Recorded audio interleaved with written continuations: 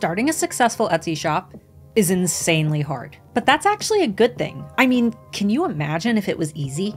If success was a quick win, the marketplace would quickly become oversaturated. Yes, starting a successful Etsy shop is hard. So if you're an Etsy newbie or if you're thinking about starting an Etsy shop, I'm here to help you get a running start.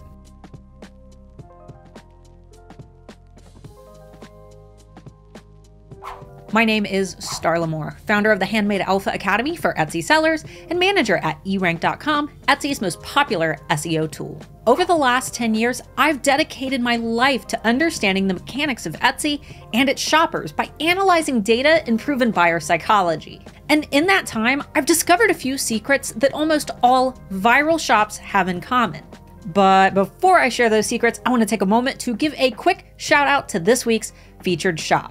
Thanks so much for your love and support. If you'd like to submit for your own shout out, tag Handmade Alphas in a photo or screenshot of yourself watching this video, either in your Instagram feed or Instagram stories.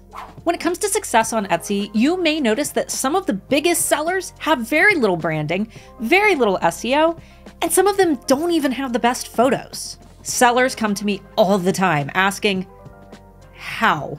How can these sellers with so little everything be selling so much? The answer is listing quality and customer and market experience. These are scores that Etsy gives each listing and each seller based on several different factors that I cover in this older video here. The short answer is these shops have been around a while, which has made their listing and shop quality scores basically untouchable. And the unfortunate thing is, you're not going to be able to get away with a lack of branding or bad photos or bad SEO because your listing quality scores and shop quality, unfortunately, are not untouchable. You have to hit the ground running in order to win this race. And here's how. Step 1, identify your target market. Don't put the cart before the horse. You may have a great idea for a product, but if you don't have an ideal customer in mind for this product, you aren't going to be able to accurately target them, and you aren't going to be found by them. And big brands fail at this all the time.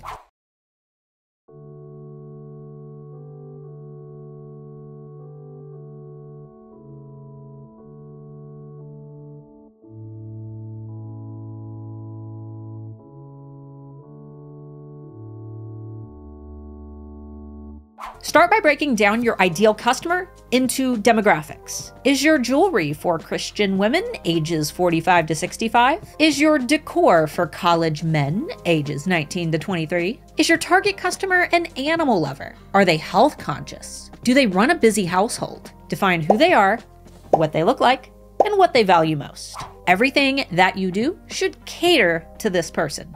Step 2, determine your branding. Your logo, fonts, and branding color should reflect your target customer. If this is your target customer, your branding likely doesn't look like this. If this is your target customer, your branding likely doesn't look like this. And if this is your target customer, your branding likely doesn't look like this. And that's not to say that grandma can't totally be into gaming, but she's likely not going to make up the majority of your target audience, nor will she be turned off by your super cool gamer branding. So focus on appealing to the majority. Your branding should be obvious from your storefront, on social media, and on your website if you have one. Step 3, claim your domains. Speaking of websites, if you don't have one already, I recommend buying the domain name associated with your brand right away. Owning a domain doesn't mean that you need to have a website of your own, but it does mean that no one else can buy the .com that's associated with your brand out from under you. This actually happened to me back in 2013 when a company purchased my name associated with my business right out from under me. And some businesses make their money by holding domain names hostage, inflating the price in the thousands, and then trying to resell it to you.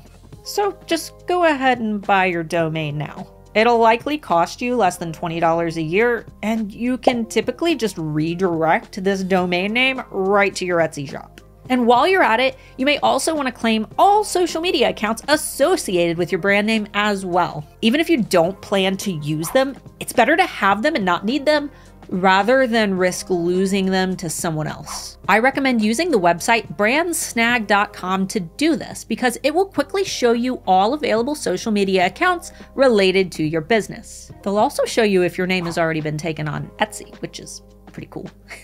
Step 4, rock your photography. If you ignore everything else from this video, please don't ignore this phrase. A crappy photo of a great product equals a crappy product in the eyes of your customer. It's the difference between this and this, this and this, this and this. You don't have to have an expensive light setup or even a crazy camera. Take your photos outside in the shade or near a window if you can only take them indoors. Then upload them to iPicky.com to brighten them up and do any editing. And be super conscious of your backgrounds and props. The less busy, the better for Etsy, so try to keep it simple and let your products speak for themselves. Step number 5, learn SEO.